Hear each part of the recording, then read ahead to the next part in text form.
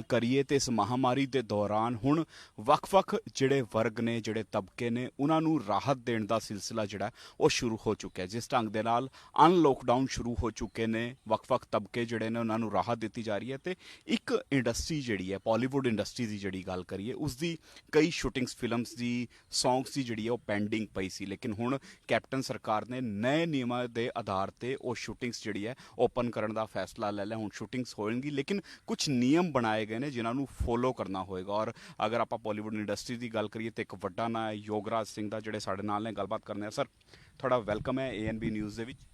ਯੋਗਰਾਜ ਸਿੰਘ ਸੁਪੁੱਤਰ ਸ਼ਹੀਦ ਬਾਬਾ ਦੀਪ ਸਿੰਘ ਜੀ ਦੀ ਫਤਿਹ ਸਾਰੇ ਕਬੂਲ ਕਰਿਓ। ਵਾਹਿਗੁਰੂ ਜੀ ਕਾ ਖਾਲਸਾ ਵਾਹਿਗੁਰੂ ਜੀ ਕੀ ਫਤਿਹ। ਥੈਂਕ ਯੂ ਸਰ, ਮੇਰਾ ਹਮੇਸ਼ਾ ਆਨਰ ਹੁੰਦਾ ਤੁਹਾਡੇ ਲੋਕਾਂ ਨਾਲ ਗੱਲ ਕਰਨਾ। ਬਿਲਕੁਲ ਸਰ ਬਿਲਕੁਲ ਸਰ ਨਵੇਂ ਨਿਯਮ ਹੁਣ ਬਣਾਏ ਗਏ ਨੇ ਕਿ ਸੋਸ਼ਲ ਡਿਸਟੈਂਸਿੰਗ ਮੇਨਟੇਨ ਕੀਤੀ ਜਾਏ ਇਸ ਤੋਂ ਇਲਾਵਾ ਹੋਰ ਵੀ ਕਈ ਨਿਯਮ ਜਿਹੜੇ ਬਣਾਏ ਗਏ ਨੇ ਤਾਂ ਕਿ ਸ਼ੂਟਿੰਗਸ ਵੀ ਓਪਨ ਹੋਣ ਔਰ ਇਸ ਤਬਕੇ ਨੂੰ ਵੀ ਇੱਕ ਰਾਹਤ ਮਿਲੇ ਕਿਉਂਕਿ ਕਈ ਫਿਲਮਾਂ ਜਿਹੜੀਆਂ ਨੇ ਸਫਰ ਹੁੰਦੀਆਂ ਨਜ਼ਰ ਆਈਆਂ ਇਸ ਕੋਵਿਡ-19 ਦੀ ਮਹਾਮਾਰੀ ਦੇ ਦੌਰਾਨ। ਕਿਸ ਤਰ੍ਹਾਂ ਦੇਖਦੇ ਹੋ ਜਿਹੜੀ ਨਵੇਂ ਨਿਯਮ ਬਣਾਏ ਜਾ ਰਹੇ ਨੇ ਔਰ ਨਵੀਂ ਹਿਦਾਇਤਾਂ ਜਿਹੜੀਆਂ ਜਾਰੀ ਹੋਈਆਂ ਨੇ? ਸੀ ਦੇਖੋ ਪ੍ਰੈਕਟੀਕਲ ਤਾਂ ਹੈ ਨਹੀਂ ਬਟ ਸਟਿਲ ਮੈਂ ਕਹਿੰਦਾ ਕਈ ਵਾਰੀ ਤੁਹਾਡੇ ਹਾਲਾਤ ਇੱਦਾਂ ਦੇ ਹੋ ਜਾਂਦੇ ਆ ਤੁਹਾਨੂੰ ਉਹਦੇ ਵਿੱਚ ਅਡੈਪਟੇਬਿਲਿਟੀ ਤੇ ਐਡਜਸਟ ਕਰਨਾ ਚਾਹੀਦਾ। ਜੇ ਮੈਂ ਆਪਣੇ ਅੱਜ ਤੋਂ 40 ਸਾਲ ਪਿੱਛੇ 42 ਸਾਲ ਪਹਿਲਾਂ ਪਿੱਛੇ ਜਾਵਾਂ ਜਦ ਮੈਂ ਯੰਗਰ ਡੇਜ਼ ਦੀ ਸ਼ੂਟਿੰਗ ਕਰਦੇ ਸੀ ਤਾਂ ਸਾਡੇ ਕੋਲ ਯੂਨਿਟ 35-40 ਬੰਦਿਆਂ ਦਾ ਹੁੰਦਾ ਸੀ। ਉਹਦੇ ਵਿੱਚ ਇੱਕ ਕੈਮਰਾ ਹੁੰਦਾ ਸੀ ਔਰ ਕੈਮਰੇ ਦਾ ਯੂਨਿਟ ਹੁੰਦਾ ਸੀ 5 ਬੰਦਿਆਂ ਦਾ ਡਾਇਰੈਕਸ਼ਨ ਦਾ ਯੂਨਿਟ ਹੁੰਦਾ ਸੀ ਔਰ 5 ਬੰਦਿਆਂ ਦਾ ਮਤਲਬ ਦੂਜਾ ਥੋੜਾ ਰਾਈਟਰ ਜਾਂ ਉਹਦੇ ਨਾਲ ਹੁੰਦੇ ਸੀ ਬਾਕੀ ਲਾਈਟਮੈਨ ਤੇ ਹੁੰਦੇ ਸੀ। ਉਦੋਂ ਵੀ ਫਿਲਮਾਂ ਬੜੀਆਂ ਵਧੀਆ ਬਣਦੀਆਂ ਸੀ। ਉਦੋਂ ਵੈਨਿਟੀ ਵੈਨਸ ਨਹੀਂ ਸੀ ਸਾਡੇ ਕੋਲ, ਉਦੋਂ ਕੋਈ ਸਾਡੇ ਕੋਲ ਫੈਸਿਲਿਟੀਜ਼ ਨਹੀਂ ਸੀ। ਇੱਦਾਂ ਹੀ ਮੰਜੇ ਢਾਹ ਕੇ ਪਿੱਪਲਾਂ ਥੱਲੇ ਪੈ ਜਾਣਾ, ਕੱਪੜੇ ਵੀ ਬਦਲਨੇ ਆ। ਤੁਹਾਨੂੰ ਕਹਿਣਾ ਚਾਹਿਆ ਗੰਨੇ ਦਾ ਖੇਤ ਆ ਯਾਰ ਇੱਥੇ ਸਰੋਂ ਹੈਗੀ ਉੱਥੇ ਜਾ ਕੇ ਬਦਲ ਲਾ। ਈਵਨ ਦ ਲੇਡੀਜ਼ ਕੋ ਕਹਿੰਦੇ ਸੀ ਯਾਰ ਤੁਸੀਂ ਐਂ ਕਰਕੇ ਪੱਗਾਂ ਵਿਛਾ ਦਿਓ ਤੇ ਅਸੀਂ ਕੱਪੜੇ ਇੱਥੇ ਬਦਲ ਲੈਂਦੇ। ਤਾਂ ਪਿੰਡਾਂ ਵਿੱਚ ਬੜਾ ਪਿਆਰ ਸੀ। So with the time today ਜਿੱਥੇ ਜ਼ਿਆਦਾ ਫੈਸਿਲਿਟੀਜ਼ ਨੇ ਸੀ when you shooting a film big film like Sajjan Singh Rangroot ਹੈ ਨਾ ਜਿਹੜੀ ਕਿ 30-40 ਕਰੋੜ ਰੁਪਏ ਦੀ ਬਣੀ ਹੈ ਤੇ ਉਹ ਫਿਲਮ ਦੇ ਵਿੱਚ ਆਈ ਕੈਨ ਅੰਡਰਸਟੈਂਡ ਕਿ ਸਾਡੇ ਕੋਲ ਕਰੂ ਬਹੁਤ ਵੱਡਾ ਸੀ। ਇੰਗਲੈਂਡ ਦੇ ਵਿੱਚ ਸਾਡੇ ਕੋਲ ਕਰੂ 100-150 ਬੰਦਿਆਂ ਦਾ ਸੀ। ਮੋਸਟਲੀ ਹਿੰਦੀ ਫਿਲਮਾਂ ਦੇ ਜਿਹੜੇ ਵੱਡੇ ਕਰੂਜ਼ ਨੇ ਪਰ ਮੈਂ ਦੇਖਿਆ ਜੇ ਤੁਹਾਡੇ ਕੋਲ ਇੱਕ ਕੈਮਰਾ ਹੈ ਔਰ ਤੁਸੀਂ ਪੰਜਾਬੀ ਫਿਲਮ ਅੱਜ ਦੇ ਦੌਰ ਤੇ ਟੈਕਨੀਕ ਨਾਲ ਕਰ ਰਹੇ ਹੋ ਸੌਰੀ ਤੇ ਉਹ ਮੈਨੂੰ ਐਂ ਲੱਗਦਾ ਕਿ ਤੁਸੀਂ ਅਜੇ ਵੀ ਉਹ ਕੰਟਰੋਲ ਕਰ ਸਕਦੇ ਹੋ। ਹਾਲਾਂਕਿ ਮੈਂ ਬੜੀ ਵਾਰੀ ਇਹ ਗੱਲ ਕਹੀ ਕਿ ਸ਼ੂਟਿੰਗਸ ਤੇ ਹਾਲਾਂਕਿ ਮੇਰਾ ਬਿਜ਼ਨਸ ਨਹੀਂ ਹੈ ਪਰ ਮੈਨੂੰ ਪ੍ਰੋਡਿਊਸਰ ਦਾ ਬੜਾ ਫਿਕਰ ਰਹਿੰਦਾ ਕਿ ਯਾਰ ਤੁਸੀਂ ਇਹ 70-80-100 ਬੰਦਿਆਂ ਦਾ ਯੂਨਿਟ ਲਿਆਂਦਾ ਹੈ ਤੁਹਾਡੇ ਕੋਲ ਲਾਈਟਾਂ ਇਹੋ ਜਿਹੀਆਂ ਜਿਹੜੀ ਤੁਸੀਂ ਯੂਜ਼ ਹੀ ਨਹੀਂ ਕਰ ਰਹੇ। ਤੁਹਾਡੇ ਕੋਲ ਕਈ ਬੰਦੇ ਐਸੇ ਜਿਹੜੇ ਵਿਹਲੇ ਬੈਠੇ ਹੈ। ਸੋ ਆਫਟਰ ਆਲ ਮੈਂ ਕਿਹਾ ਮੇਰਾ ਕੰਮ ਹੈ ਕਿ ਪ੍ਰੋਡਿਊਸਰ ਜਿਹੜਾ ਸੇਫ ਹੋਣਾ ਚਾਹੀਦਾ। ਸੋ ਆਈ ਥਿੰਕ ਜਿਹੜੀਆਂ ਤੁਸੀਂ ਸਵਾਲ ਪੁੱਛਿਆ ਹਦਾਇਤਾਂ ਦਿੱਤੀਆਂ ਨੇ ਇਹ ਹਦਾਇਤਾਂ ਨਾਲ ਆਪਾਂ ਕੰਮ ਤਾਂ ਸ਼ੁਰੂ ਕਰੀਏ। ਲੈਟਸ ਸਟਾਰਟ ਆਫ ਕਿਤੇ ਕੁਝ ਵੀ ਨਹੀਂ ਹੋ ਰਿਹਾ ਸੀ ਕਿਉਂਕਿ ਲੋਕੀ ਵਿਹਲੇ ਬੈਠੇ ਆਰਟਿਸਟ ਜਿਹੜੇ ਹੈਗੇ ਉਹਨਾਂ ਨੂੰ ਵਿਚਾਰਿਆਂ ਨੂੰ ਮੇਰੀ ਹਮੇਸ਼ਾ ਡਰੀਮ ਸੀ ਕਿ ਪੰਜਾਬ ਦੇ ਆਰਟਿਸਟ ਜਿਹੜੇ ਹੋਣ ਸਾਡੇ ਸਟੇਜਾਂ ਤੋਂ ਹੋਣ ਸਾਡੀ ਪੰਜਾਬ ਦੀ ਧਰਤੀ ਤੋਂ ਹੁਣ ਅਸੀਂ ਬੰਬੇ ਤੋਂ ਨਹੀਂ ਲੈ ਕੇ ਆਈਏ। ਉਹ ਸਮਾਂ ਆਇਆ ਤੇ ਹੁਣ ਵਿਹਲੇ ਵੀ ਹੋ ਗਏ ਸੀ but I think with these definitions ਜਿਹੜੀਆਂ ਪੰਜਾਬ ਗਵਰਨਮੈਂਟ ਦਿੱਤੀਆਂ ਅਸੀਂ ਕੰਮ ਕਰੀਏ। ਹਾਲਾਂਕਿ ਇਹਦੀ ਕਿੰਤੂ ਪਰੰਤੂ ਬਹੁਤ ਹੋ ਰਹੀ ਹੈ। ਅੱਜ ਸਵੇਰੇ ਵੀ ਮੈਂ ਇੰਟਰਵਿਊ 'ਤੇ ਬੈਠਾ ਸੀ ਬਹੁਤ ਕਿੰਤੂ ਪਰੰਤੂ ਹੋ ਰਹੀ ਸੀ ਬਟ ਜੇ ਆਪਾਂ ਸਟਾਰਟ ਨਹੀਂ ਕਰਾਂਗੇ ਤਾਂ ਫਿਰ ਆਪਾਂ ਉਹਨੂੰ ਐਡਜਸਟ ਵੀ ਕਿਵੇਂ ਕਰਾਂਗੇ। So I think we can adjust in this ਜਿਹੜੀਆਂ ਹਦਾਇਤਾਂ ਹੈਗੀਆਂ ਔਰ ਬੈਟਰ ਹੈ ਕਿਉਂਕਿ ਇਹਦੇ ਵਿੱਚ ਜਿਹੜੇ ਤੁਹਾਡੇ ਬਜਟ ਨੇ ਉਹ ਵੀ ਘੱਟ ਹੋ ਜਾਣਗੇ। ਆਈ ਥਿੰਕ ਪ੍ਰੋਡਿਊਸਰ ਬੜਾ ਈਜ਼ੀ ਹੋ ਜਾਊਗਾ। ਆਰਟਿਸਟਾਂ ਨੂੰ ਥੋੜ੍ਹਾ ਜਿਹਾ ਐਡਜਸਟ ਕਰਨਾ ਪਊਗਾ। ਦੀ only thing which I feel is ਕਿ ਜਿਹੜੇ ਅੱਜ ਕੱਲ੍ਹ ਸਪੈਕਟੇਟਰਸ ਨੇ ਜਿਹੜੇ ਮਤਲਬ ਸਾਡੇ ਸਰੋਤੇ ਨੇ ਫੈਨਸ ਨੇ ਮੇਰੇ ਨਾਲ ਤਾਂ ਕਈ ਵਾਰੀ ਰੋਜ਼ ਹੀ ਇੱਦਾਂ ਹੁੰਦਾ ਤਾਂ ਗੱਡੀ ਮੈਨੂੰ ਰੋਕਣੀ ਪੈਂਦੀ ਹੈ ਤੇ ਉਹ ਫੋਟੋਆਂ ਖਿਚਾਉਂਦੇ ਨੇ। ਇਹ ਸ਼ਾਇਦ ਹੁਣ ਉੱਥੇ ਨਾ ਹੋ ਸਕੇ ਔਰ ਮੈਂ ਸਮਝਦਾ ਕਿ ਜਿਹੜੇ ਫੈਨਸ ਨੇ ਸਰੋਤੇ ਨੇ ਇਹ ਸਮਝ ਸਕਣਗੇ ਕਿ ਵੀ ਇਹ ਜਿਹੜੀਆਂ ਡੈਫੀਨੇਸ਼ਨਸ ਦਿੱਤੀਆਂ ਨੇ ਪੰਜਾਬ ਗਵਰਨਮੈਂਟ ਨੇ ਇਹਦੇ ਨਾਲ ਸਾਨੂੰ ਐਡਜਸਟ ਕਰਨਾ ਪਊਗਾ। ਕਿਸ ਤਰ੍ਹਾਂ ਫੋਟੋ ਖਿਚਾਉਣੀ ਹੈ ਕਿਸ ਤਰ੍ਹਾਂ ਕਰਨੀ ਹੈ। ਇੱਕ ਗੱਲ ਮੈਂ ਜ਼ਰੂਰ ਬੜੀ ਇੰਪੋਰਟੈਂਟ ਕਹਿਣਾ ਚਾਹੁੰਦਾ ਇਹ ਨਾ ਹੋਵੇ ਜੀ ਕੋਈ ਫੋਟੋ ਚੱਕ ਕੇ ਪਾ ਦੇ ਜੀ DC ਸਾਹਿਬ ਨੂੰ CM ਸਾਹਿਬ ਨੂੰ ਤੇ ਮੰਤਰੀਆਂ ਨੂੰ ਕਿ ਲਓ ਜੀ ਆਹ ਦੇਖੋ ਜੀ ਆਹ ਦੇਖੋ ਇਕੱਠੇ ਬੈਠੇ ਆ ਜਿਵੇਂ ਆਪਾਂ ਗੱਲ ਕਰ ਰਹੇ ਹਾਂ ਤੇ ਦਿਸ ਇਜ਼ ਅਗੇਂਸਟ ਦੀ ਜਿਹੜੀਆਂ ਤੁਸੀਂ ਲਾਈਨਸ ਡਰਾ ਕਰਾਈਆਂ ਨੇ। So I think it is very important for the Punjab government ਕਿ ਤੁਸੀਂ ਆਪਣਾ ਇੱਕ ਗਰੁੱਪ ਬਣਾਓ ਜਿਹੜੇ ਵਿਜ਼ਿਟ ਕਰਨ ਕਿ ਜਿਹੜਾ ਇੱਥੇ ਸ਼ੂਟਿੰਗ ਹੋ ਰਹੀ ਹੈ ਇੱਥੇ ਹੋ ਰਹੀ ਹੈ ਇਨਫੋਰਮੇਸ਼ਨ ਤੁਹਾਨੂੰ ਪਹੁੰਚ ਜਾਏਗੀ ਐਂਡ ਜਿੱਥੇ ਕੋਈ ਗਲਤ ਹੋ ਰਿਹਾ ਟੈਲ ਦੈਮ ਕਿ ਅੱਗੇ ਤੋਂ ਆ ਨਹੀਂ ਕਰਨਾ। ਸੋ ਆਈ ਥਿੰਕ ਇੰਪੋਰਟੈਂਟ ਹੈ ਕਿ ਆਪਾਂ ਨੂੰ ਸਾਰਿਆਂ ਨੂੰ ਐਡਜਸਟ ਕਰਨਾ ਚਾਹੀਦਾ। ਜਸਟ ਕਿਆ ਹੋ ਪਾਏਗਾ ਅੱਜ ਦੇ ਇਸ ਮਾਡਰਨ ਯੁੱਗ ਦੇ ਵਿੱਚ ਜਿੱਥੇ ਬਾਲੀਵੁੱਡ ਇੰਡਸਟਰੀ ਜਿਹੜੀ ਹੈ ਉਹ ਹੁਣ ਗਰੋ ਕਰ ਰਹੀ ਹੈ, ਫੋਰਨ ਦੇ ਵਿੱਚ ਫਿਲਮਾਂ ਬਣ ਰਹੀਆਂ ਨੇ, ਬਜਟ ਵੱਧ ਗਏ ਨੇ, 3D 4D 5D ਹੋਰ ਪਤਾ ਨਹੀਂ ਕਿਹੜੀ ਕਿਹੜੀ ਟੈਕਨੀਕ ਯੂਜ਼ ਹੋਣ ਲੱਗ ਗਈ ਹੈ। ਪਹਿਲਾਂ ਹੁੰਦਾ ਸੀ ਕਿ ਹਾਂ ਕਿ ਪਿੰਡ ਦੇ ਵਿੱਚ ਸ਼ੂਟਿੰਗ ਹੋ ਰਹੀ ਹੈ। ਬਿਲਕੁਲ ਮੈਂ ਕਈ ਫਿਲਮਾਂ ਵੀ ਦੇਖੀਆਂ, ਮੈਂ ਤੁਹਾਡੀ ਫਿਲਮ ਦੀ ਗੱਲ ਕਰਾਂ, ਮਜਾਜਣ ਫਿਲਮ ਦੀ ਸ਼ੂਟਿੰਗ ਜਿਹੜੀ ਹੈ ਮੇਰੇ ਪਿੰਡ ਦੇ ਵਿੱਚ ਹੋਈ, ਬਦਲਾ ਜੱਟੀ ਦਾ ਫਿਲਮ ਦੀ ਸ਼ੂਟਿੰਗ ਜਿਹੜੀ ਹੈ ਮੇਰੇ ਪਿੰਡ ਦੇ ਵਿੱਚ ਹੋਈ, ਔਰ ਮੈਂ ਖੁਦ ਆਪਣੀਆਂ ਅੱਖਾਂ ਦੇਖੀ ਉਹ ਫਿਲਮਾਂ ਦੀ ਸ਼ੂਟਿੰਗ। ਸਿੰਪਲ ਜਿਹਾ ਤਰੀਕਾ ਹੁੰਦਾ ਸੀ, ਲੇਕਿਨ ਹੁਣ ਕਾਫੀ ਮਾਡਰਨਾਈਜ਼ ਹੋ ਗਏ। ਬਾਉਂਸਰਾਂ ਦੇ ਨਾਲ ਐਕਟਰ ਜਿਹੜੇ ਨੇ ਉਹ ਸ਼ੂਟ ਤੇ ਆਉਂਦੇ ਨੇ, 10-10 20-20 ਬਾਉਂਸਰ ਨਾਲ ਹੁੰਦੇ ਨੇ, ਤੇ ਇਹੋ ਜਿਹੇ ਸਮਾਂ ਦੇ ਵਿੱਚ ਆ ਜਿਹੜੀ ਗਾਈਡਲਾਈਨਸ ਹੈ ਇਹਨਾਂ ਨੂੰ ਫੋਲੋ ਕਰ ਪਾਣਗੇ। ਮੈਂ ਇਹੀ ਗੱਲ ਤੁਹਾਡੇ ਨਾਲ ਕਰਨਾ ਚਾਹੁੰਦਾ ਸੀ ਵੀ ਡਿਪੈਂਡ ਕਰਦਾ ਕਿ ਤੁਸੀਂ ਕਿਸ ਤਰ੍ਹਾਂ ਹੋ। ਹੁਣ ਮੈਂ ਆਪਣੀ ਗੱਲ ਕਰਦਾ, ਮੈਂ ਜੇ ਸ਼ੂਟਿੰਗ ਤੇ ਜਾਣਾ ਤਾਂ ਮੈਂ ਪ੍ਰੋਡਿਊਸਰ ਨੂੰ ਕਹਿੰਦਾ ਯਾਰ ਗੱਡੀ ਭੇਜ ਦੇ, ਇੱਕ ਡਰਾਈਵਰ ਹੋਵੇ ਤੇ ਮੈਂ ਸ਼ੂਟਿੰਗ ਤੇ ਆ ਜਾਂਦਾ, ਅੱਛਾ ਸਾਊਂਡ ਦਾ ਬਿਸਤਰਾ ਹੋਵੇ, ਦੈਟ ਇਜ਼ ਫਾਈਨ। ਤਾਂ ਮੈਨੂੰ ਕਈ ਵਾਰੀ ਪੁੱਛੇ ਸਰ ਬਾਉਂਸਰ ਚਾਹੀਦੇ, ਮੈਂ ਕਾਹਦੇ ਵਾਸਤੇ, ਮੈਂ ਆਪ ਹੀ ਬੜਾ ਵੱਡਾ ਬਾਉਂਸਰ ਹਾਂ, ਤੁਸੀਂ ਫਿਕਰ ਨਾ ਕਰੋ। ਸੋ ਜੋ ਸਿੰਪਲ ਰੋਟੀ ਮਿਲਦੀ ਹੈ ਉਹ ਮੈਂ ਖਾ ਲੈਂਦਾ। ਮੈਂ ਕਈ ਵਾਰੀ ਦੇਖਦਾ, ਮੈਂ ਨਾਂ ਨਹੀਂ ਲੈਣਾ ਚਾਹੁੰਦਾ, ਪਰ ਕਈ ਜਦ ਸ਼ੁਰੂ 9 ਸਾਲ ਪਹਿਲਾਂ ਮੈਂ ਦੁਬਾਰਾ ਸ਼ੁਰੂ ਕੀਤਾ ਹੈ ਤਾਂ ਸਡਨਲੀ ਇੱਕ ਲਿਮੋਜ਼ੀਨ ਆਈ, 4 ਗੱਡੀਆਂ ਅੱਗੇ 4 ਪਿੱਛੇ, ਦਰਵਾਜ਼ੇ ਖੋਲ੍ਹੇ ਜਾ ਰਹੇ ਆ, 10-12 ਕਾਲੇ ਕੱਪੜੇ ਵਾਲੇ ਬੰਦੇ ਬਾਹਰ ਆ ਰਹੇ। ਮੈਨੂੰ ਤਾਂ ਕਈ ਵਾਰੀ ਇਹ ਲੱਗਦਾ ਕਾਲੇ ਕੱਛੇ ਵਾਲੇ ਤਾਂ ਤੁਰੇ ਫਿਰਦੇ ਕਿਤੇ। ਤੇ ਉਹ ਮੈਂ ਕਿਹਾ ਜੀ ਕੌਣ ਹੈ, ਕਹਿੰਦੇ ਜੀ ਫਲਾਨਾ ਐਕਟਰ ਹੈ। ਮੈਂ ਕਿਹਾ ਅੱਛਾ ਵੀ ਕਮਾਲ ਹੈ। मैं तो इतने तक भी देखे है भी भाई ये गाड़ी हमें पसंद नहीं है, इस गाड़ी में हम नहीं जाएंगे, हमें तो फॉर्चूनर चाहिए या फिर अब मर्सिडी लेके आओ। तो मैं कई बार सोचदा कदे जिंदगी 'च गड्डे ते नहीं चढ़िया, कदे साइकिल ते चढ़िया हुंदा सी, कदे स्टेजां ते थुक ला के नोट चक्की जांदा जिहड़े गिर जांदे थल्ले। ते अज तू प्रोड्यूसर नूं इह कहना तो मैनूं बड़ा हासा आउंदा।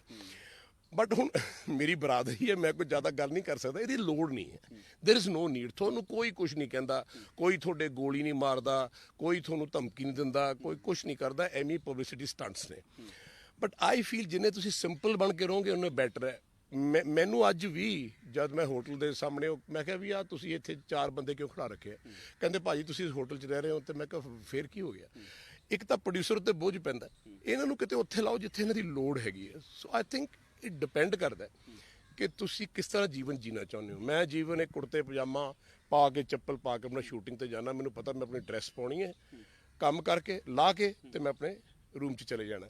ਸੋ ਆਈ ਥਿੰਕ ਡਿਫਿਕਲਟ ਪੀਰੀਅਡ ਉਹਨਾਂ ਵਾਸਤੇ ਜਿਹੜੇ ਕਹਿ ਦਿੰਦੇ ਜੀ ਮੇਰੇ ਨਾਲ ਤਾਂ ਜੀ ਇੱਕ ਹੇਅਰ ਡਰੈਸਰ ਵੀ ਆਊ, ਮੇਰੇ ਨਾਲ ਇੱਕ ਫਲਾਨਾ ਵੀ ਆਊ, ਮੇਰੀ ਬਾਲ ਬਣਾਉਣੇ ਵਾਲੀ ਵੀ ਆਏਗੀ। ਉਹ ਜਿੰਨਾ ਕਿ ਤੁਸੀਂ ਸਟਾਫ ਇਕੱਠਾ ਕਰੀ ਫਿਰਦੇ ਹੋ ਉਹਦੀ ਲੋੜ ਹੈ ਨਹੀਂ, ਉਹ ਆਲਰੇਡੀ ਤੁਹਾਡੇ ਕੋਲ ਉੱਥੇ ਹੈਗਾ ਮੌਜੂਦ। ਔਰ you can always tell your producer ਕਿ ਮੇਰੇ ਵਾਸਤੇ ਇੱਕ ਸਪੈਸ਼ਲ ਜੇ ਹੋ ਸਕਦੀ ਹੈ ਔਰ ਅਫੋਰਡ ਕਰ ਸਕਦਾ।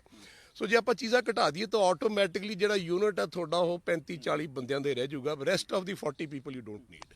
ਯੁਵਰਾਜ ਜੀ, ਇਸ ਮਹਾਮਾਰੀ ਦੀ ਗੱਲ ਕਰੀਏ, ਹਰ ਵਰਗ ਪ੍ਰਭਾਵਿਤ ਹੈ, ਇੰਡਸਟਰੀ ਕਿੰਨੀ ਕੁ ਪ੍ਰਭਾਵਿਤ ਹੋਈ? ਮੇਰਾ ਖਿਆਲ ਜੀ ਬਹੁਤ ਨੁਕਸਾਨ ਹੋਇਆ। ਪਹਿਲੀ ਗੱਲ ਤਾਂ I'm not talking about the revenue of the government ਜਾਂ ਆਪਾਂ ਟੈਕਸਿਸ ਦੀ ਗੱਲ ਨਹੀਂ ਕਰਦੇ।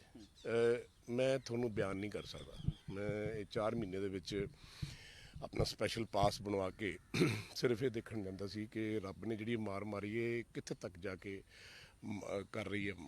ਬਹੁਤ ਬੁਰਾ ਹਾਲ ਦੇਖਿਆ ਇੰਡਸਟਰੀ ਦੇ ਵਿੱਚ। ਮੈਂ ਇਹੋ ਜਿਹੇ ਬੰਦੇ ਦੇ ਦੇਖੇ ਜਿਹੜੇ ਮੇਰੇ ਕੋਲ ਆ ਕੇ ਬਹੁਤ ਰੋਏ ਆ। ਮੈਂ ਕਿਹਾ ਯਾਰ ਕਾਸ਼ ਮੈਂ ਕੁਛ ਕਰ ਸਕਦਾ।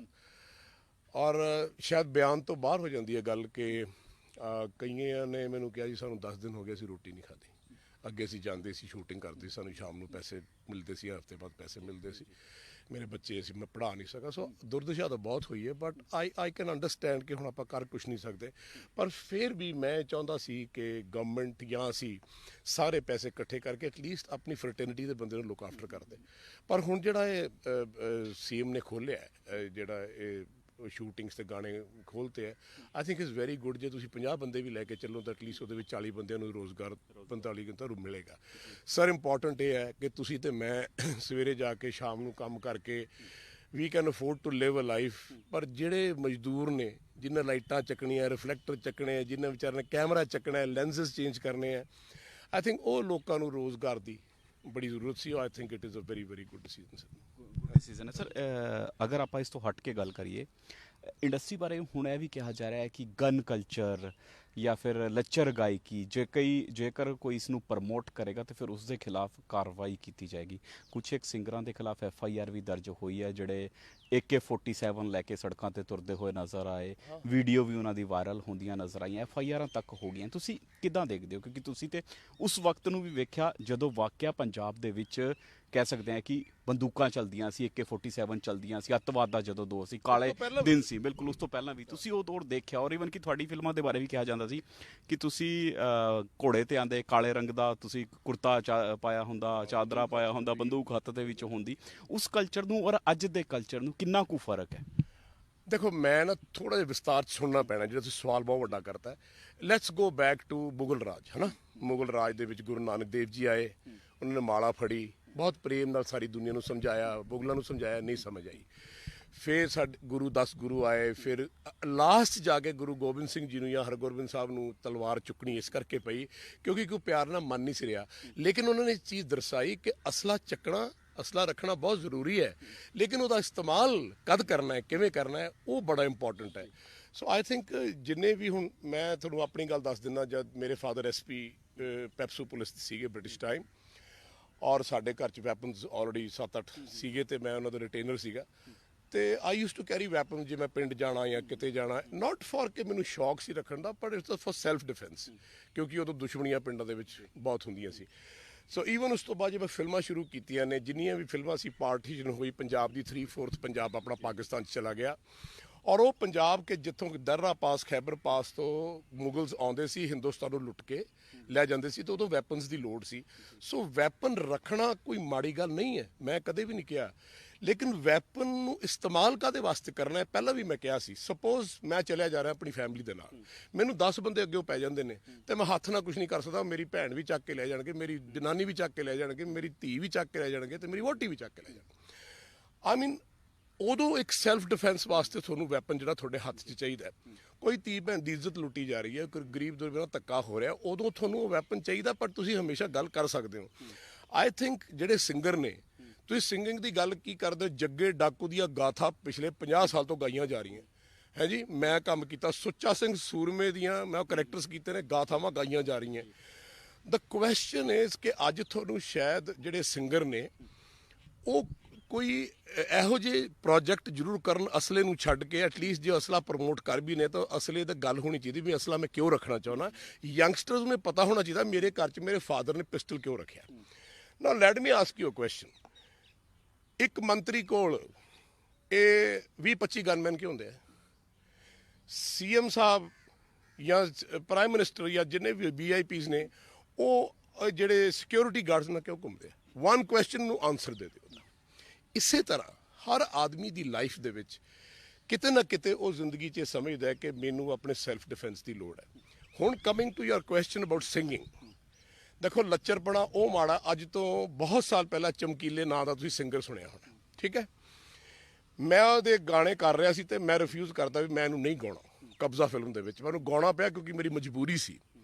ਮੈਂ ਉਹਨੂੰ ਕਿਹਾ ਬੇਟਾ ਬੈਠ, ਮੈਂ ਕਿਹਾ ਜਿਹੜੇ ਗਾਣੇ ਤੂੰ ਗਾਉਣਾ ਠੀਕ ਨਹੀਂ ਹੈ, ਆਪਣੀਆਂ ਧੀਆਂ ਭੈਣਾਂ ਵਾਸਤੇ, ਬੱਚਿਆਂ ਵਾਸਤੇ ਠੀਕ ਨਹੀਂ ਹੈ। ਉਹਨੇ ਮੈਨੂੰ ਕੀ ਜਵਾਬ ਦਿੱਤਾ, ਉਹ ਛੱਡੋ ਭਾਜੀ ਤੁਸੀਂ ਕੀ ਗੱਲਾਂ ਕਰਦੇ ਹੋ, ਅਸੀਂ ਤਾਂ ਬੜੀ ਗਰੀਬੀ ਕੱਟੀ ਹੈ, ਅਸੀਂ ਤਾਂ ਪੈਸੇ ਪਿੱਛੇ ਇੱਕ ਪਿੰਡ ਦੀਆਂ ਕੁੜੀਆਂ ਮੁੰਡੇ ਇਸ਼ਕ ਕਰਨ ਲਾਤਾ। This the answer I got. So I think time to time ਤੁਸੀਂ ਹੁਣ FIR ਕਰ ਲਓ ਤੇ ਇਹਨਾਂ ਤੇ ਕੇਸਿਸ ਕਰ ਲਓ, ਕੁਝ ਨਹੀਂ ਹੋਣਾ। You have to make them understand ਕਿ ਬੇਟਾ ਜੀ ਉਹ ਕੰਮ ਕਰਨਾ ਚਾਹੀਦਾ ਹੈ ਜਿਹੜਾ ਕੰਮ ਆਪਣੀ ਸੁਸਾਇਟੀ ਵਾਸਤੇ ਪੋਜ਼ਿਟਿਵ ਸੋਚ ਲੈ ਕੇ ਜਾਵੇ। ਜੇ ਕੋਈ ਚੀਜ਼ ਤੁਸੀਂ ਕਰਨੀ ਵੀ ਹੈ, ਚਲੋ ਛੱਡੋ ਤੁਸੀਂ ਸਿੰਗਰਾਂ ਦੀ ਗੱਲ, ਤੁਸੀਂ ਨੈਟਫਲਿਕਸ ਦੇਖੋ, Amazon ਦੇਖੋ, ਤੁਸੀਂ ਜਿੰਨੇ ਮਰਜ਼ੀ ਚੈਨਲਸ, ਜਿੰਨੇ ਤੁਹਾਡੇ ਕੋਲ ਇੰਗਲਿਸ਼ ਚੈਨਲਸ ਆਉਂਦੇ ਨੇ, ਸਾਡੇ ਵੀ ਹੁਣ ਪਟਾਰਾ ਦੇ ਵਿੱਚ ਹੋਣ ਲੱਗ ਗਿਆ, ਉਹਦੇ ਵਿੱਚ ਕਿੰਨਾ ਗੰਦ, ਕਿੰਨਾ ਕ੍ਰਾਈਮ, ਕਿੰਨੀਆਂ, ਹੁਣ ਮੈਂ ਨਾਰਕੋਸ ਦੇਖ ਰਿਹਾ ਸੀ ਜਿਹੜਾ ਕਿ ਬਹੁਤ ਪਪੂਲਰ ਸੀਰੀਜ਼ ਹੋਈ ਹੈ, ਹਿੰਦੁਸਤਾਨ 99% ਦੇਖ ਰਹੇ, ਤੇ ਉਹ ਚੀਜ਼ਾਂ ਵੀ ਤਾਂ ਅਫੈਕਟ ਕਰਦੀਆਂ ਨਾ। So if you want to block, then block everything. ਤੁਸੀਂ ਹਿੰਦੀ ਫਿਲਮਾਂ ਚਲੇ ਜਾਓ, ਅੱਜ ਤੋਂ ਬਹੁਤ ਸਾਲ ਪਹਿਲਾਂ ਕਿਹੜੀ ਹੀਰੋਇਨ ਹੈ, ਕਿਹੜੀ ਡਾਂਸਰ ਹੈ, ਕਿਹੜੇ ਸਿੰਗਰ ਨੇ ਜਿਹੜੇ ਰਾਈਟ ਫਰਮ ਹੈਲਨ ਜੀ ਤੋਂ ਲੈ ਕੇ ਹੁਣ ਤੱਕ so I think don't blame one capacity ਕਿ ਜੀ ਇਹ ਇਦਾਂ ਕਰ ਰਿਹਾ। I think whole of the system is like this, but depend ਕਰਦਾ ਹੈ ਸਾਨੂੰ, ਕਿਉਂਕਿ ਸਾਡਾ ਪੰਜਾਬ ਦਾ ਕਲਚਰ ਬਹੁਤ ਵੱਡਾ ਹੈ, ਬਹੁਤ ਮਹਾਨ ਹੈ, ਇਹਨੂੰ ਮੱਦੇ ਨਜ਼ਰ ਰੱਖਦੇ ਹੋਏ। ਯੋਗਰਾਜ ਜੀ, ਅਗਰ ਆਪਾਂ ਹਾਲੀਵੁੱਡ ਬਾਲੀਵੁੱਡ ਦੀ ਗੱਲ ਨਾ ਕਰੀਏ, ਆਪਾਂ ਅਗਰ ਪੰਜਾਬੀ ਇੰਡਸਟਰੀ ਦੀ ਗੱਲ ਕਰੀਏ, ਹਾਂ। ਤੇ ਪੰਜਾਬੀ ਇੰਡਸਟਰੀ ਉਹ ਇੰਡਸਟਰੀ ਹੈ ਜਿਹਦੇ ਵਿੱਚ ਪਹਿਲਾਂ ਜਿਹੜੇ ਸਿੰਗਰ ਹੁੰਦੇ ਸੀ ਉਹਨਾਂ ਦੇ ਹੱਥ ਦੇ ਵਿੱਚ ਡੱਫਲੀਆਂ ਵੀ ਨਜ਼ਰ ਆਉਂਦੀਆਂ ਤੂੰਬੀ ਸੀ, ਹੁੰਦੀ ਸੀ। ਤੁੰਬੀ ਵੀ ਹੁੰਦੀ ਸੀ, ਛੈਣੇ ਵੀ ਹੁੰਦੇ ਸੀ, ਲੇਕਿਨ ਅੱਜ AK-47 ਹੈ, ਅੱਜ ਟੈਂਕ ਦੇ ਉੱਪਰ ਸਵਾਰ ਨੇ। ਹਾਲਾਂਕਿ ਕਿਹਾ ਜਾਂਦਾ ਹੈ ਕਿ ਸਿੰਗਰ ਜਿਹੜਾ ਆਈਡਲ ਹੁੰਦਾ ਹੈ, ਯੂਥ ਉਸ ਨੂੰ ਫੋਲੋ ਕਰਦਾ ਹੈ, ਫੋਲੋਵਰਸ ਹੁੰਦੇ ਆ ਲੱਖਾਂ ਦੇ ਵਿੱਚ। ਜਦੋਂ ਗਾਣਾ ਰਿਲੀਜ਼ ਹੁੰਦਾ ਹੈ ਤੇ ਉਸ ਨੂੰ ਲੋਕ ਕਮੈਂਟ ਦਿੰਦੇ ਆ, ਹਾਂ ਜੀ ਬਹੁਤ ਵਧੀਆ ਗਾਣਾ ਹੈ। ਤੇ ਅਗਰ ਆਪਾਂ ਆਪਣੇ ਆਪ ਨੂੰ ਇਸ ਤਰ੍ਹਾਂ ਇੰਟਰੋਡਿਊਸ ਕਰਾਂਗੇ ਤੇ ਤੁਹਾਨੂੰ ਲੱਗਦਾ ਨਹੀਂ ਸਾਡਾ ਯੂਥ ਵੀ ਆਉਣ ਵਾਲੇ ਸਮਾਂ ਦੇ ਵਿੱਚ ਇਸੇ ਤਰ੍ਹਾਂ ਦੀ ਆਈਡੀਓਲੋਜੀ ਲੈ ਕੇ ਅੱਗੇ ਵਧੂਗਾ? ਐਬਸੋਲਿਊਟਲੀ ਰੋਂਗ, ਔਰ ਮੈਂ ਤੁਹਾਡੇ ਨਾਲ 100% ਅਗਰੀ ਕਰਦਾ ਕਿ ਤੁਸੀਂ, ਮੈਂ ਕੱਲ ਵੀ ਗੱਲ ਕੀਤੀ ਸੀ, ਅੱਜ ਫੇਰ ਗੱਲ ਕਰਨ ਲੱਗਿਆ ਕਿ ਜੇ ਪਿਓ ਕੋਲ ਸਾਈਕਲ ਸੀ ਤਾਂ ਪੁੱਤ ਕੋਲ ਗੱਡੀ ਆਈ, ਜੇ ਪਿਓ ਗੱਡੇ ਤੇ ਜਾਂਦਾ ਸੀ ਤਾਂ ਤੇਰੇ ਕੋਲ ਮਰਸਡੀ ਆਈ, ਜੇ ਕੱਚੇ ਘਰ ਸੀਗੇ ਤਾਂ ਤੇਰੇ ਪੱਕੇ ਬਣੇ। ਇਸ ਕਰਕੇ ਆਪਾਂ ਸਾਰਿਆਂ ਨੂੰ, ਸਿੰਗਰਾਂ ਨੂੰ, ਯੰਗ ਜਨਰੇਸ਼ਨ ਨੂੰ ਇਹ ਦੇਖਣਾ ਚਾਹੀਦਾ ਕਿ ਮੇਰੇ ਵੱਡ ਵਡੇਰੇ ਕੀ ਕਰਦੇ ਰਹੇ ਹੈ, ਮੇਰੇ ਫਾਦਰ ਕੀ ਸੀ, ਮੇਰੇ ਗ੍ਰੈਂਡਫਾਦਰ ਕੀ ਸੀ, ਮੈਂ ਕਿਸ ਫੈਮਿਲੀ ਨੂੰ ਬਿਲੋਂਗ ਕਰਦਾ। ਮੈਂ ਤੁਹਾਨੂੰ ਆਪਣਾ ਇੱਕ ਐਗਜ਼ਾਮਪਲ ਦਿੰਦਾ। ਸਾਡੇ ਘਰ 7 ਪਿਸ਼ਤਾਂ ਦੀਆਂ ਫੋਟੋਆਂ ਲੱਗੀਆਂ ਹੋਈਆਂ, ਤੇ ਮੇਰੇ ਫਾਦਰ ਨੇ ਮੈਨੂੰ ਇੱਕ ਦਿਨ ਬੁਲਾ ਕੇ ਪੁੱਛਿਆ ਇਹ ਫੋਟੋਆਂ ਕਾਹਦੇ ਵਾਸਤੇ ਲੱਗੀਆਂ। ਮੈਂ ਕਿਹਾ ਜੀ ਇਸ ਕਰਕੇ ਸਾਨੂੰ ਦੱਸ ਰਹੀਆਂ ਨੇ ਕਿ ਭਾਈ ਇਹ ਤੂੰ ਸਾਨੂੰ ਫੋਲੋ ਕਰੀ, ਤੂੰ ਇਸ ਖਾਨਦਾਨ ਦਾ ਬੱਚਾ ਹੈ। ਕਹਿੰਦੇ ਇਹਦੇ ਨਾਲ ਨਾਲ ਇਹ ਫੋਟੋਆਂ ਇਹ ਵੀ ਕਹਿ ਰਹੀਆਂ ਨੇ ਕਿ ਇਹੋ ਜਿਹੇ ਕਰਮ ਕਰੀ, ਇਹੋ ਜਿਹੀ ਸੋਚ ਰੱਖੀ ਕਿ ਤੇਰੀ ਫੋਟੋ ਇਹਨਾਂ ਫੋਟੋਆਂ ਦੇ ਨਾਲ ਲੱਗਣ ਯੋਗ ਹੋ ਜਾਏ। ਸੋ ਆਈ ਥਿੰਕ ਤੁਸੀਂ ਬਿਲਕੁਲ ਠੀਕ ਕਹਿ ਰਹੇ ਹੋ ਕਿ ਆਪਾਂ ਨੂੰ ਉਹੀ ਕੱਚੇ ਘਰਾਂ ਦੇ ਵਿੱਚ ਉਹੀ ਤੂੰਬੀਆਂ। ਅਰਦਾਸ ਫਿਲਮ ਆਈ ਹੈ, ਮੈਨੂੰ ਦੱਸੋ ਕਿੱਥੇ ਗੋਲੀ ਚੱਲੀ, ਕਿੱਥੇ ਕਿਸੇ ਨੇ ਕੁਝ ਕਿਹਾ, ਲੇਕਿਨ ਉਸ ਫਿਲਮ ਨੇ 150 ਕਰੋੜ ਦਾ ਬਿਜ਼ਨਸ ਕੀਤਾ, 7 ਅਵਾਰਡਸ ਉਸ ਫਿਲਮ ਨੂੰ ਮਿਲੇ। ਸੋ ਆਈ ਐਗਰੀ ਵਿਦ ਦਿਸ, ਔਰ ਮੈਂ ਇਹ ਹਮੇਸ਼ਾ ਕਹਿੰਦਾ ਰਿਹਾ ਯੰਗਸਟਰਸ ਨੂੰ ਕਿ ਤੁਸੀਂ ਨਾ ਜਿਹੜੇ ਸਾਡੇ ਪੁਰਾਣੇ ਬਜ਼ੁਰਗ ਕਿੱਦਾਂ ਰਹਿੰਦੇ ਸੀ ਉਹ ਦਿਖਾਓ ਔਰ ਪ੍ਰੋਜੈਕਟ ਕਰੋ ਕਿ ਉਹ ਇਸ ਤਰ੍ਹਾਂ ਕਿਉਂ ਸੀ। ਸੋ ਆਈ ਡੈਫੀਨਿਟਲੀ ਸੇ ਕਿ ਤੁਹਾਨੂੰ ਬੱਚੇ ਬਹੁਤ ਫੋਲੋ ਕਰਦੇ ਆ ਪਰਟੀਕੂਲਰ ਸਿੰਗਰ ਜਿਹੜੇ ਗਾਣੇ ਗਾ ਰਹੇ ਆ। ਕੱਲ ਇੱਕ ਗੱਲ ਇਹ ਵੀ ਹੋਈ ਕਿ ਜੀ ਅਸੀਂ ਕੀ ਕਰੀਏ ਜੀ, ਉਹ ਸਾਨੂੰ ਤਾਂ ਕੰਪਨੀ ਵਾਲੇ ਕਹਿੰਦੇ ਨੇ ਜੀ ਤੁਸੀਂ ਜੇ ਲੱਚਰ ਗਾਣਾ ਗਾਓਗੇ, ਬੰਦੂਖਾਂ ਵਾਲਾ ਗਾਣਾ ਹੋਗੇ ਤਾਂ ਰਿਲੀਜ਼ ਕਰਾਂਗੇ। ਤੇ ਮੈਂ ਕਿਹਾ ਫਿਰ ਇਦਾਂ ਹੈ, ਫਿਰ ਪੈਸੇ ਪਿੱਛੇ ਆਪਣਾ ਇਮਾਨ ਵੀ ਵੇਚ ਦਿਓ, ਪੰਜਾਬ ਦੀ ਧਰਤੀ ਦਾ ਮੈਂ ਕਿਹਾ ਸਰਤਾਜ ਵੀ ਵੇਚ ਦਿਓ, ਆਪਣੇ ਗੁਰੂਆਂ ਦੇ ਸਪੀਰਾਂ ਦੀ ਮੈਂ ਕਿਹਾ ਇੱਜ਼ਤਾਂ ਵੇਚ ਦਿਓ, ਤੇ ਇਸ ਕਰਕੇ ਆਪਣੇ ਧੀਆਂ ਭੈਣ ਦੀ ਵੀ ਇੱਜ਼ਤਾਂ ਵੇਚ ਦਿਓ। ਕਿਉਂਕਿ ਤੁਹਾਨੂੰ ਇਹ ਪਤਾ ਹੋਣਾ ਚਾਹੀਦਾ ਹੈ ਕਿ ਜੋ ਅਸੀਂ ਗਾ ਰਹੇ ਹਾਂ ਔਰ ਦਿਖਾ ਰਹੇ ਹਾਂ ਉਹ ਸਾਡੇ ਘਰੇ ਵੀ ਮਾਂ ਹੈਗੀ ਹੈ, ਸਾਡੇ ਘਰੇ ਵੀ ਧੀ ਹੈਗੀ ਹੈ, ਸਾਡੇ ਘਰੇ ਵੀ ਭੈਣ ਹੈਗੀ ਹੈ। So definitely it has to stop and they should think about it. ਹੁਣ ਸਰਕਾਰ ਜਿਹੜੇ ਉਪਰਾਲੇ ਕਰ ਰਹੀ ਹੈ, ਸਿੱਧੇ ਤੌਰ ਤੇ ਜਿਹੜੇ ਸਖਤ ਐਕਸ਼ਨ ਲੈ ਰਹੀ ਹੈ ਕਿ ਬੁੱਕ ਕੀਤੇ ਜਾ ਰਹੇ ਹਨ ਸਿੰਗਰ, ਜਾਂ ਫਿਰ ਕਿਹਾ ਜਾ ਰਿਹਾ ਹੈ ਕਿ ਹੁਣ ਇਸ ਤਰ੍ਹਾਂ ਦੀ ਗਾਇਕੀ ਨੂੰ ਬਰਦਾਸ਼ਤ ਨਹੀਂ ਕੀਤਾ ਜਾਏਗਾ, ਤੁਹਾਨੂੰ ਲੱਗਦਾ ਇਸ ਤਰ੍ਹਾਂ ਦੇ ਨਿਯਮ ਇੰਪਲੀਮੈਂਟ ਕਰਨ ਨਾਲ ਕੁਝ ਫਰਕ ਪਏਗਾ?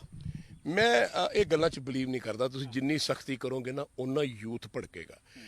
ਜ਼ਰੂਰੀ ਹੈ ਕਿ ਜੇ ਤੁਸੀਂ you can call them to the court, ਹੈ ਨਾ, ਕਿ ਵੀ ਆਹ ਤੂੰ ਚੀਜ਼ਾਂ ਕੀਤੀਆਂ ਨੇ ਔਰ ਅੱਜ ਤੋਂ ਬਾਅਦ ਜੇ ਤੂੰ ਇਸ ਦਾਇਰੇ ਤੇ ਗਾਇਆ ਤੇ ਤੈਨੂੰ ਫਿਰ 7 ਸਾਲ ਦੀ ਸਿੱਧੀ ਕੈਦ ਹੈ, ਤੂੰ ਆਪਣੇ ਫਿਰ ਜੇਲ੍ਹ 'ਚ ਹੀ ਗਈ, you know, if this kind of stuff.